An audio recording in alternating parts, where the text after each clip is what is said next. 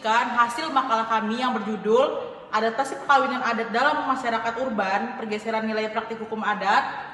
Dan kami, kelompok 7, akan menjelaskan hukum perkawinan dalam sistem adat. Sekian dari kelompok kami. Selamat menyaksikan.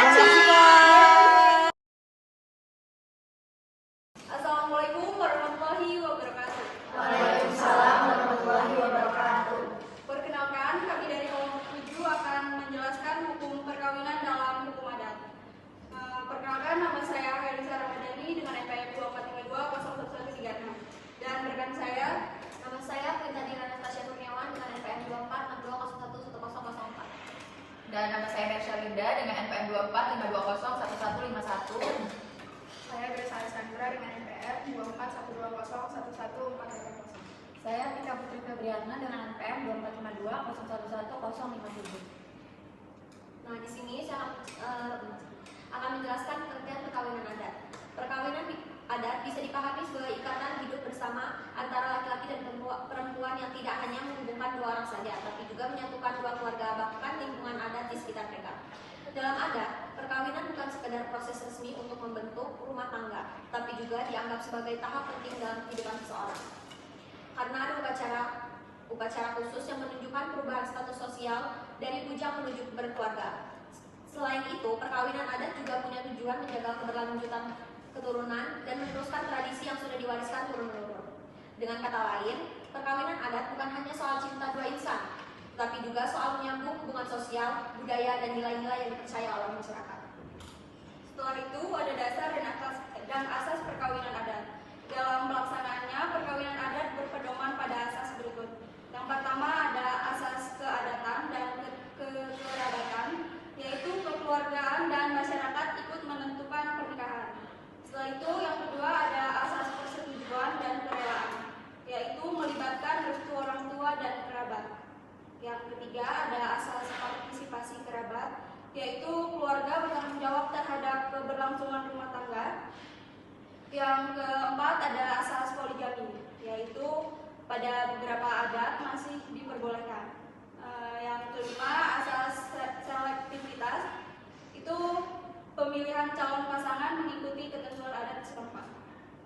Baik, lanjut. Bentuk dan sistem perkawinan adat itu terbagi menjadi 3, yaitu matrilineal, itu adalah keturunan mengikuti garis ibu, suami, masuk ke keluarga istri. Yang kedua ada patrilineal, yaitu keturunan mengikuti garis ayah, istri, masuk ke keluarga suami dan berlaku pemberian jujur.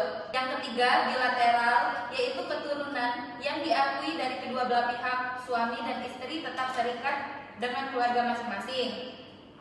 Selain itu terdapat bentuk lain terhadap perkawinan anak-anak, yaitu sistem perkawinan adat juga dibedakan menjadi 3. Yang pertama endogami, menikah dalam satu rukun adat. Yang kedua eksogami, yaitu menikah dengan pihak luar kelompok adat. Lalu yang ketiga itu ada euletorogami, yaitu bebas memilih pasangan selama tidak ada hubungan darah dekat. Selanjutnya prosesi perkawinan adat, contohnya itu dari Melayu Indragiri Hulu. Pelaksanaannya terdiri atas rangkaian panjang yang bermakna religius adat, yang meliputi pertama merisik, yaitu penyelidikan tentang calon pasangan. Yang kedua meminang, meminta restu orang tua calon pasangan. Yang ketiga antar belanja, memberikan biaya pernikahan. Yang keempat menggantung, menandai dimulainya prosesi pernikahan. Yang keenam akad nikah, pelaksanaan akad nikahnya. Yang ketujuh sombah sujud, yaitu penghormatan kepada orang tua. Selanjutnya tepung tawar, yaitu ritual membersihkan diri. Yang selanjutnya bersanding, yaitu pasangan duduk bersanding. Selanjutnya makan bersama dan ritual lain seperti mandi kembang dan menyembah mertua. Oke, yang terakhir ada perceraian dalam hukum adat. Jadi pada dasarnya kerabat dan masyarakat menginginkan agar perkawinan yang telah dilangsungkan itu dapat bertahan sampai akhir hayat. Namun dalam kenyataannya terjadi putusnya perkawinan atau perceraian di dalam masyarakat. Di hukum adat secara umum ada hal-hal yang mendorong dan menjadi penyebab perceraian dari suatu perkawinan. Di antara lain ada perzinahan, tidak memberi nafkah, penganiayaan, cacat tubuh atau kesehatan, dan perselisihan. Ada juga hal-hal lain yang bersifat khusus sehingga terjadinya perceraian, yaitu dorongan masyarakat di Batak. Salah satu contohnya itu karena hubungan yang tidak baik dengan salah satu atau beberapa jamu dari kerabat suami yang menjadi serius dan membawa suasana yang buruk antara seluruh kaum kerabat si suami. Yang kedua, kerukunan rumah tangga lelah tidak dapat sungguh-sungguh dipertahankan lagi. Yang ketiga, ada campur tangan pihak mertua yang sudah terlalu jauh dalam soal rumah tangga mereka.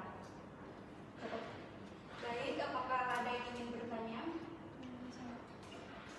Sebelumnya, nama saya Chelsea Zafir Azhara dengan SPM 2452011081. Izin bertanya, kenapa perceraian itu sangat dihindari dalam adat, tetapi tidak terjadi pada praktiknya? Satu lagi. Apakah ada yang ingin bertanya? Saya.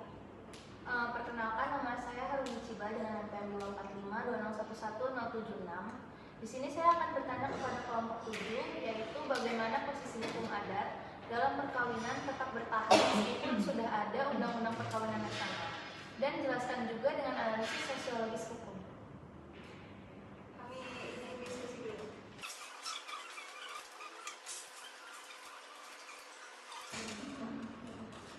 Oke, izin menjawab untuk pertanyaan nomor 1. Jadi mengapa perceraian sangat dihindari dalam adat tetapi sering terjadi pada praktiknya? Jawabannya karena idealnya perkawinan adat itu merupakan ikatan yang sakral yang menyangkut kehormatan keluarga. Tapi realitas memperlihatkan adanya konflik rumah tangga yang tidak dapat diselesaikan, kayak campur tangan keluarga yang berlebihan serta alasan ekonomi, sehingga perceraian menjadi solusi terakhir meski tidak diinginkan. Cukup? Untuk pertanyaan yang kedua, izin jawab ya.